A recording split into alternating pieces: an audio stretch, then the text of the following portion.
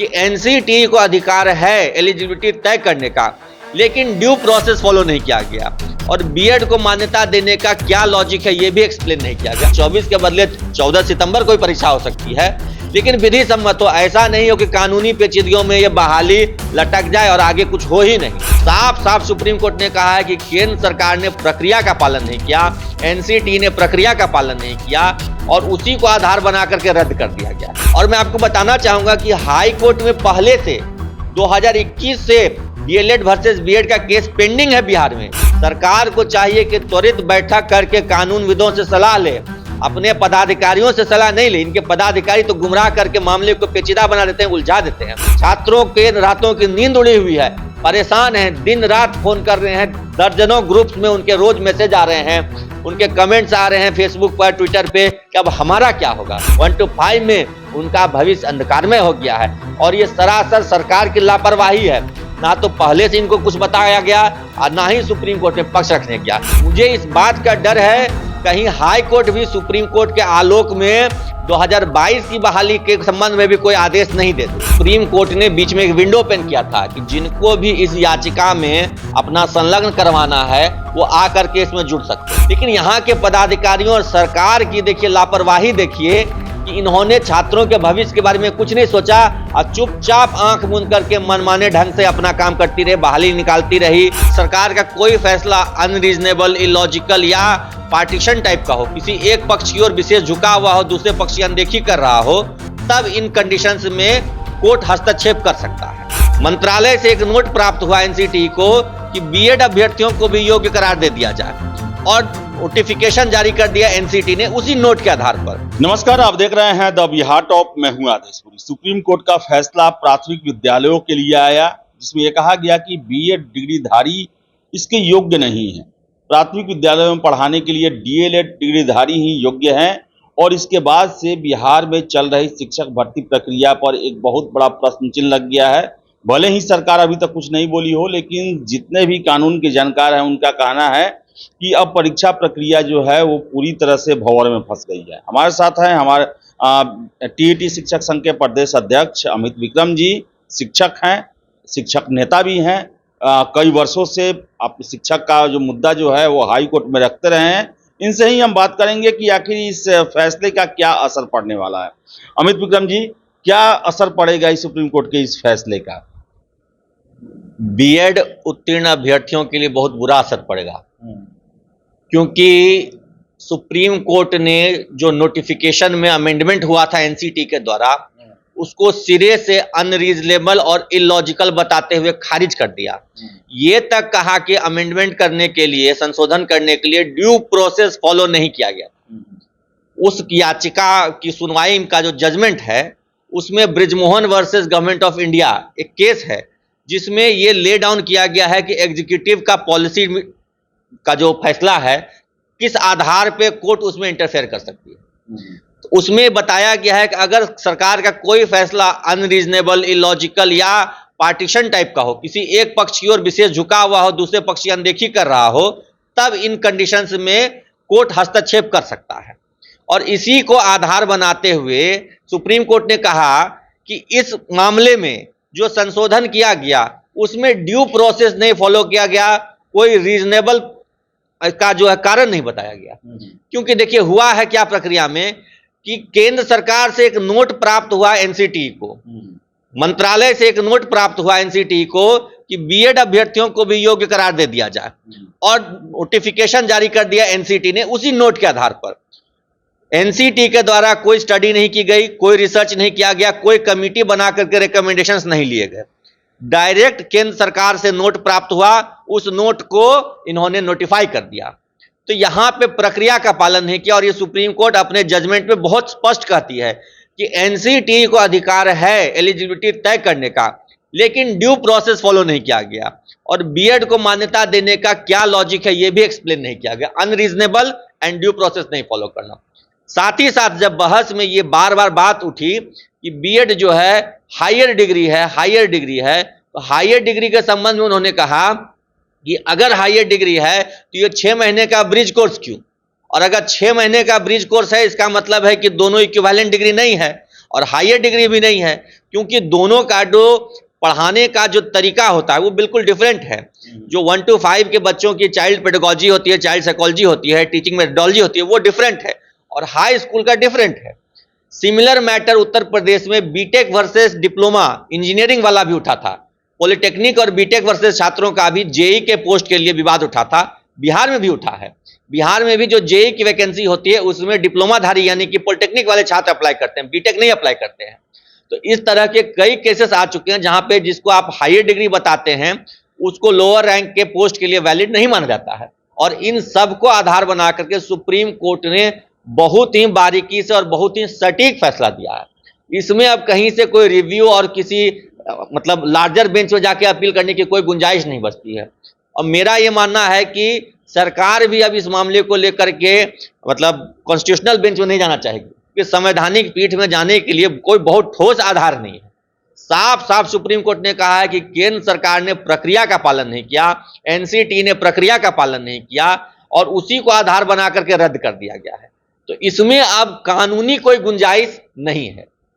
तो अमित जी, क्या बिहार में जो भर्ती होने वाली है उसमें तो बहुत बड़ी संख्या में प्राथमिक विद्यालय में बीएड धारी भी हैं, तो क्या ये बिहार सरकार को पहले से नहीं पता था कि ऐसा कुछ कानून या बहस चल रहा है सुप्रीम कोर्ट में जिसकी जद में ये चीज हो सकता है? देखिए, बिहार सरकार के पदाधिकारियों के संबंध में बार बार कहता हूं, ये कानूनी पहलुओं को हमेशा नजरअंदाज करते रहे। मैंने 2020-21 में भी एक अपील की थी शिक्षा विभाग से, उसमें अरशद फिरोज सचिव हुआ करते थे।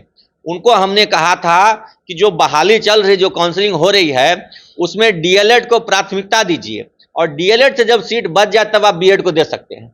क्योंकि एनसीटी ने भी अपने अमेंडमेंट में ये मेंशन किया था चौथे पॉइंट में कि candidates having BEd degree shall be considered.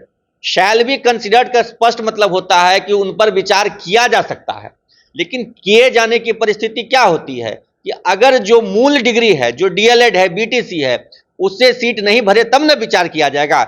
लेकिन उन्होंने यहां पे क्या किया, इक्विवेलेंट कर दिया। और मैं आपको बताना चाहूंगा कि हाई कोर्ट में पहले से 2021 से डीएलएड वर्सेस बीएड का केस पेंडिंग है बिहार में। CWJC 5053 2021 का पेंडिंग है। आप कोई भी हाई कोर्ट के जाके वेबसाइट पे देख लीजिए और उस केस की सुनवाई होगी, क्योंकि केस एडमिटेड है, उसकी सुनवाई होगी। और अब सुप्रीम कोर्ट का चूंकि फैसला आ गया है, मुझे इस बात का डर है कहीं हाई कोर्ट भी सुप्रीम कोर्ट के आलोक में 2022 की बहाली के संबंध में भी कोई आदेश नहीं दे दे। हालांकि ऐसा होना नहीं चाहिए और ऐसा बहुत अन्याय होगा अगर ऐसा कुछ हो गया तो, लेकिन पदाधिकारियों की लापरवाही की वजह से, उनकी विभागीय नियमों और कानूनी पेचीदगियों को ना समझने की वजह से इस तरह की समस्या होती है। और अभी जो भर्ती चल रही है उसमें तो स्पष्ट अब ये क्लियर हो चुका है कि कोई भी राज्य, चाहे मध्य प्रदेश हो, कल मध्य प्रदेश ने जो है अपना बहाली का संशोधन करते हुए बीएड वालों को बाहर कर दिया। केंद्रीय विद्यालय में पीआरटी की वैकेंसी आई हुई थी, उसने अपने रिजल्ट को रोक के रखा था सुप्रीम कोर्ट के फैसले के लिए, और अब चूंकि फैसला आ गया तो वहां से भी बीएड बाहर हो जाएंगे।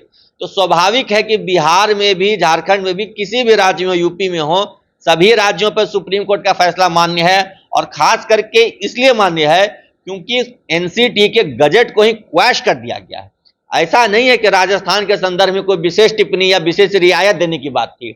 ये नोटिफिकेशन को चैलेंज किया गया था, नोटिफिकेशन स्वतः रद्द हो गया है। इसलिए बिहार समेत सभी राज्यों पर प्रभाव पड़ेगा और बिहार में जो आज से 10 दिन बाद परीक्षा होनी है उस पर बड़ा असर पड़ेगा। सरकार को चाहिए कि त्वरित बैठक करके कानूनविदों से सलाह ले, अपने पदाधिकारियों से सलाह नहीं ले। इनके पदाधिकारी तो गुमराह करके मामले को पेचीदा बना देते हैं, उलझा देते हैं। कानूनविदों से सलाह ले, पीके शाही जी हैं या और सुप्रीम कोर्ट के वकील, इनके जो काउंसिल्स हैं, उनको बुला करके सलाह मशवरा करे और जल्द से जल्द निर्णय ले, क्योंकि छात्रों का भविष्य अंधकार में होने जा रहा है। छात्रों के रातों की नींद उड़ी हुई है, परेशान हैं, दिन रात फोन कर रहे हैं, दर्जनों ग्रुप्स में उनके रोज मैसेज आ रहे हैं, उनके कमेंट्स आ रहे हैं फेसबुक पर, ट्विटर पे कि अब हमारा क्या होगा। सरकार जल्द से जल्द निर्णय ले, नहीं तो इस बहाली का लटकना मतलब एकदम अवश्यंभावी हो गया है। क्या निर्णय सरकार ले सकती है? बीच का रास्ता क्या हो सकता है? सरकार देखिए, बीच का निर्णय ये ले सकती है कि सुप्रीम कोर्ट में स्पेशल रिलीफ मांग ले कि हमारा नोटिफिकेशन पहले से आया हुआ था, हम पहले से बहाली प्रक्रिया में लगे हुए थे और इसमें बहुत सारे वैसे बच्चे होंगे, ऐसे अभ्यर्थी होंगे जिन्होंने नोटिफिकेशन आने यानी 2018 जो अमेंडमेंट हुआ एनसीटी और 2023 जब क्वैश हुआ, इन 5 वर्षों के बीच में जिन्होंने बीएड किया, उन्होंने तो ये सोच के किया कि हम भी एलिजिबल हैं पीआरटी के लिए 1 to 5 के लिए। उनके संदर्भ में विशेष रिलीफ मांगा जा सकता है कोर्ट से। दे सकती है कोर्ट? क्या कोर्ट दे सकती है, क्योंकि इस पीरियड में जो बीएड के डिग्री किए उन्होंने तो ये सोच के किया कि हम 1 to 5 के लिए वैलिड है। पूरे देश को देना पड़ेगा? पूरे देश को देना पड़ेगा, क्योंकि जो भी रिलीफ मिलेगा पूरे देश को मिलेगा। लेकिन बड़ा फोकस्ड होना पड़ेगा सरकार को, और अभ्यर्थी भी जो बीएड के हैं उनको भी बड़ा फोकस होना पड़ेगा कि 2018 जिस दिन से संशोधन आया, जून 2018 से अगस्त 2023 के बीच में जिन्होंने भी बीएड में एडमिशन लिया, उनके लिए स्पेशल रिलीफ मांगा जाए कि क्योंकि इस दौरान में वो नियम प्रभावी था, वो कानून लागू था, तो इस बीच में उसको रहने दिया जाए। और तब इससे फायदा ये होगा कि इस बीच में जो बहाली भी हुई है उस पर भी कोई आंच नहीं आएगी। अन्यथा जो निर्णय आया है और उसके आलोक में जो बिहार में केस फाइल है, आज ही कुछ बीएड के छात्रों ने मुझे फोन किया था कि डीएलएड वालों के भी एक सुनवाई करवाने की बात हम लोग सुने, इसमें क्या सच्चाई है? तो मैंने पता किया और देखा तो केस सही में एडमिटेड है और डीएलएड वर्सेस केस पेंडिंग है। उसकी सुनवाई अगर सुप्रीम कोर्ट के आदेश के आलोक में आ गई तो 2022 की बहाली पर भी तलवार लटक जाएगी। तो सरकार जल्द से जल्द फैसला ले, एक स्पेशल रिलीफ के लिए सुप्रीम कोर्ट में याचिका दायर करे। लेकिन ये सब तो कानूनी प्रक्रिया है, लंबा समय चल सकता है। परीक्षा को क्या लगता है? परीक्षा 24 तारीख से सरकार को लेना चाहिए या फिर इसे पोस्टपोन कर देना चाहिए? क्या इसका हो सकता है? देखिए, लेना चाहिए नहीं लेना चाहिए वाली बात ही अब नहीं है। अब बात है कि कानून सम्मत जो है वो करना होगा। कानून सम्मत यही है कि सुप्रीम कोर्ट का फैसला क्रिस्टल क्लियर है, इसके खिलाफ अगर कोई परीक्षा या बहाली ली जाती है तो वो अवमानना हो जाएगी। और सुप्रीम कोर्ट की अवमानना आप समझ सकते हैं कितनी बड़ी बात होती है। यहाँ हाई कोर्ट की अवमानना में अपर मुख्य सचिव साहब के लिए गैर जमानती वारंट जारी हो जाता है, तो ये तो सुप्रीम कोर्ट की अवमानना है। इसमें सरकार को जवाब देते नहीं बनेगा। सरकार को चाहिए कि त्वरित सोमवार मंगलवार को वहां स्पेशल रिलीफ के लिए पिटीशन फाइल करे। कम से कम बिहार में जो बहाली होनी है उसको सुचारू रूप से जारी रखने के लिए कुछ वहां से रिलीफ मिले। और रिलीफ नहीं मिलता है तो इनको जो है ये परीक्षा या तो स्थगित करनी पड़ेगी या फिर ये किन प्रकार बीएड वालों को 1 to 5 से अलग करना पड़ेगा। बीएड वालों को ये 1 to 5 में परीक्षा लेंगे भी तब भी फंस जाएंगे अवमाननावाद में, और अगर उनकी परीक्षा लेकर के ये रिजल्ट रोक के रखेंगे तो बाकी जो डीएलएड वाले हैं वो भी फंसे रह जाएंगे। तो इसलिए कानूनविदों से सलाह मशविरा करके जल्द से जल्द कानून सम्मत काम करना चाहिए, विधि सम्मत काम होना चाहिए। अमित जी, इतना सुप्रीम कोर्ट का कोई एकाएक का फैसला नहीं है, बहुत लंबा चौड़ा बहस हुआ, उसके बाद ये फैसला आया है। तो क्या सुप्रीम कोर्ट एग्री करेगा? अगर देना होता तो इस जजमेंट में ही दे देते कि 18 से 23 तक जो किए हैं उनको मौका दिया जाता है, या फिर वो नाराजगी व्यक्त किया है 2018 के उस नियम के खिलाफ, तभी ये क्वैश किया गया है, इसे हटाया गया है। देखिए, सबसे बड़ी चूक तो आपने जो इंगित किया वही हुआ। जब सुप्रीम कोर्ट में इतने सालों से सुनवाई चल रही थी और सुप्रीम कोर्ट ने बीच में एक विंडो ओपन किया था कि जिनको भी इस याचिका में अपना संलग्न करवाना है वो आकर के इसमें जुड़ सकते हैं, तो विभिन्न राज्यों के छात्र इसमें जाकर के अपील में शामिल हो गए। लेकिन बिहार सरकार अपना पक्ष रखने नहीं गई इसमें, जबकि जाना चाहिए था, क्योंकि बिहार सरकार में इसी बीच में बहाली हुई है और बिहार सरकार के खिलाफ केस पेंडिंग है हाई कोर्ट में, और तो सरकार को तो अपना पक्ष सुप्रीम कोर्ट में रखना चाहिए था। तो आज ये नौबत ही नहीं आती, वहां पर मुद्दा उठता कि हमने 18 से 23 के बीच में जो बहाली कर ली उसका क्या होगा, इस बीच में जो बच्चे बीएड कर लिए उनका क्या होगा। ये सब बातें इस याचिका के दौरान ही बिहार सरकार की ओर से रखी जानी चाहिए थी।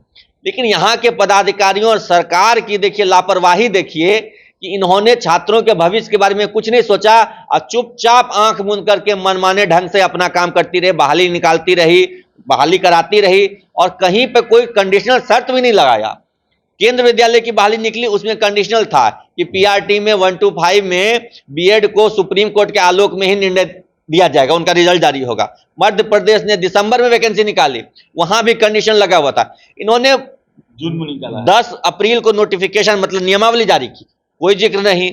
जून में नोटिफिकेशन निकाला, कोई जिक्र नहीं। अरे दूसरे राज्यों और केंद्र विद्यालय से तो कम से कम आप सीख लेते कि आप कंडीशनल लगाते उसमें, आपने कुछ नहीं किया। सुप्रीम कोर्ट में भी पक्ष रखने नहीं गए, इस तरीके से तो केंद्र सरकार, राज्य सरकार, किसी का इन्होंने अनुसरण नहीं किया। सिर्फ और सिर्फ ये वाहवाही लूटने में हम लाखों लाख रोजगार दे रहे हैं, तो पूरे देश के युवाओं को बिहार में बुला के रोजगार दे रहे हैं, ये भटकाते रहे युवाओं को, और जो मूलभूत कानूनी पहलुओं पर इनको लड़ाई लड़नी चाहिए वो नहीं लड़े, जिसका फल ये है कि आज 5 लाख बीएड अभ्यर्थी बिहार की बहाली में शामिल होने आ रहे थे 1 to 5 में, उनका भविष्य अंधकारमय हो गया है। और ये सरासर सरकार की लापरवाही है, ना तो पहले से इनको कुछ बताया गया और ना ही सुप्रीम कोर्ट में पक्ष रखने गया। इसलिए ये पूरी तरीके से इसके लिए सरकार जिम्मेदार है कि आज छात्रों का भविष्य अंधकारमय हो रहा है। अमित जी, अंतिम प्रश्न, क्या लगता है 24 तारीख से इस परिस्थिति में परीक्षा हो पाएगा? आपको क्या लगता है? मुझे मुश्किल लग रहा है।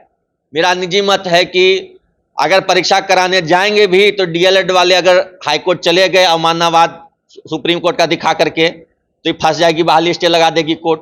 और अगर परीक्षा इन्होंने करा ली और उसके बाद भी अगर किसी सुनवाई में स्टे लग गया तो उस केस में भी अवमाननावाद सुप्रीम कोर्ट का माना जाएगा और रिजल्ट पे रोक लग जाएगी, पुनः परीक्षा लेना पड़ सकता है।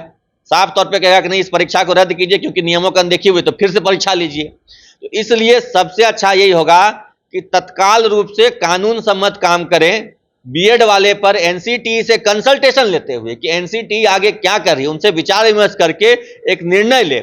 जरूरत पड़ने पे 1-2 सप्ताह के लिए डेट आगे भी बढ़ाया जा सकता है। ऐसा कोई नहीं है कि 24 तो 24 ही हो, 10 दिन बाद, 15 दिन बाद भी परीक्षा ली जा सकती है। 24 के बदले 14 सितंबर को भी परीक्षा हो सकती है, लेकिन विधि सम्मत हो। ऐसा नहीं हो कि कानूनी पेचीदगियों में ये बहाली लटक जाए और आगे कुछ हो ही नहीं, किसी की अनदेखी नहीं हो, चाहे बीएड वाले हो, डीएलएड वाले हो, सभी छात्र हैं, सभी का भविष्य है। लेकिन जो कानून सम्मत हो, विधि सम्मत हो, वो हो। बहाली लेने की हड़बड़ी में, परीक्षा लेने की हड़बड़ी में पूरा मतलब सिस्टम ही कोलैप्स ना कर जाए, पूरी परीक्षा व्यवस्था जो बीपीएससी द्वारा ली जा रही है वही रद्द ना कर दे कोर्ट, इसका मुझे बहुत संदेह है। इसलिए मैं सरकार से भी निवेदन करता हूं कि विधि सम्मत काम कीजिए, एनसीटी से कंसल्टेशन लीजिए, जो दिशा निर्देश मिलता है उसका पालन कीजिए, जबरन जबरदस्ती परीक्षा लेने की जिद मत कीजिए। जरूरत है पोस्टपोन कीजिए, 15 दिन बाद ले लीजिए, कुछ नहीं बिगड़ रहा है 15 दिनों में। इतने साल इंतजार हुआ, 15 दिन और सही इंतजार, लेकिन विधि सम्मत काम होना चाहिए। हड़बड़ी में डीएलएड और बीएड दोनों का भविष्य मत बर्बाद कर दीजिए। तो सुप्रीम कोर्ट के फैसले के बाद से बिहार में जो शिक्षक भर्ती चल रही है वो काफी उसमें पेच फंस चुका है, और एक तरह से कहें तो 5 लाख जो बीएड डिग्रीधारी कैंडिडेट हैं वो अधर में लटक चुके हैं। और ऐसे में सरकार को बहुत जल्दी कोई ना कोई निर्णय लेना होगा ताकि लाखों लाख युवाओं का जो भविष्य है वो सुरक्षित रह सके और बहाली भी ना फंस सके। तो देखिए क्या होता है आगे। फिलहाल इस वीडियो में इतना ही। वीडियो पसंद आया लाइक शेयर करें, हमारे चैनल द बिहार टॉक को सब्सक्राइब जरूर कर लें। धन्यवाद।